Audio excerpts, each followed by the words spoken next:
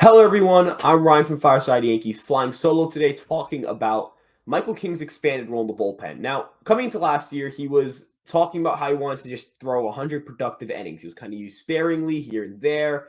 And then down the stretch, his leverage increased significantly. And that was because of an increase in his performance.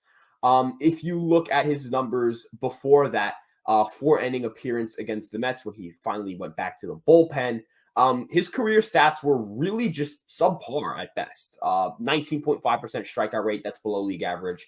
9.5% walk rate, that's above league average.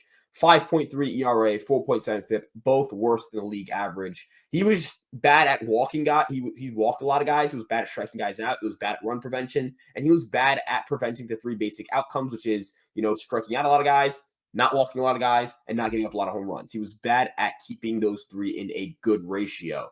And that all changed, right? So if you look at that Mets outing, and then you look at the end of 2021, he's got a 2.37 ERA, 2.28 FIP, 30.8% strikeout rate, 5.1% walk rate. Then you look at this season, and you see a 31.8% strikeout rate, 4.5% walk rate, 1.59 ERA, 1.08 FIP. If you look at the numbers across the board, they're just really, really, really good. When you're striking out over 30% of guys, when you're walking around 5% or less, you're doing something really awesome. And he's just doing something very special right now. And that's developing the command, being sharper. And it didn't just come out of nowhere. He didn't just figure out how to pitch. There was an increase in his stuff, as you know, stuff, velo, movement, stuff of that nature. And the command got better. Let's talk about the stuff first, because if you want to just talk about the profile of his pitches, it's truly mind-boggling to think and to also look at some of these pitches. If you look at his curveball, 9.9 inches of horizontal movement. That's getting that sweeping action away from right hit.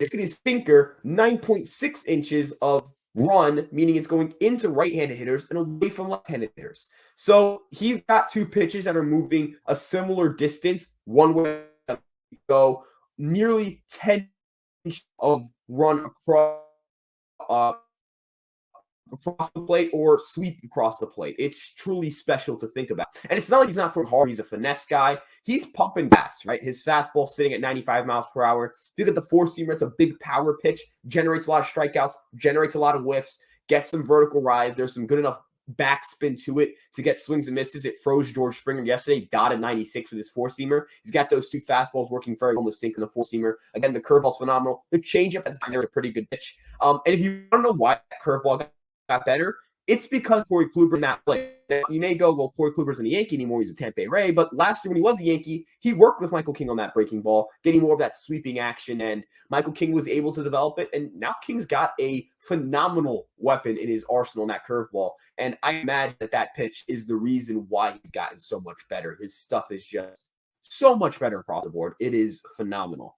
And as for his huge and high leverage situations, we saw yesterday, Chapman was just awful. 3 walks, bottom of the lineup to turn the lineup over and give the Blue Jays a chance to win the game with George Springer, Bo Bichette, and Vlad Guerrero Jr. It's unacceptable, and that's just an awful outing.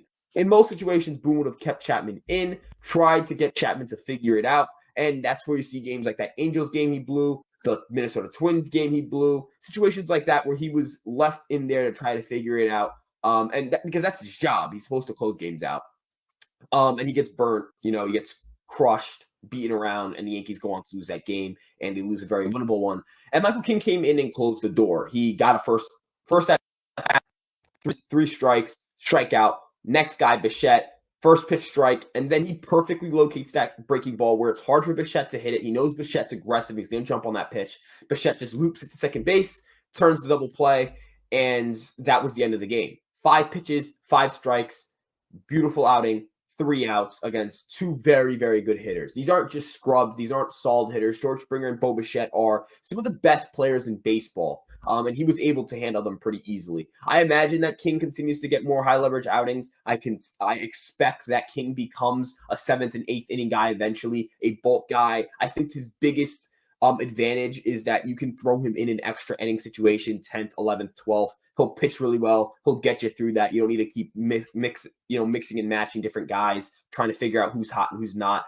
And King's gonna have his blow ups. I'm not saying King's gonna be perfect all year, but King has shown that he's a very good pitcher. King has shown that he's phenomenal at what he does, and King has shown that he has what it takes to pitch in these high leverage moments. And I'm hoping that he can continue to prove that to Aaron Boone and the Yankee brass. I know he's proved that to me. I know a lot of Yankee fans are huge Michael King guys. So with that being said, that'll wrap up today's video. Let me know what you guys think about Michael King. Let me know how excited you are. And why don't you just comment what you think his ERA will be to finish the season? I think it'll sit around 3.4. And maybe that's a little high. But again, Yankee Stadium, AL East, right? These are places that aren't necessarily conducive to low runs. Yankee Stadium's more of a run neutral environment, but the AL East has got a lot of offensive heavy teams and a lot of offensive heavy ballparks. So that isn't the hugest help for ERA. But let me know what you guys think. I've got a 3.40. Let me know what you guys think. With that being said, that'll wrap up today's video. Thank you guys so much for watching. Make sure to like and subscribe and follow us on Twitter at Fireside Yankees. Check out Empire Sports Media, and you know where to find me at Ryan Garcia ESM. And with that being said, I'll see you guys in the next video. Ryan, out.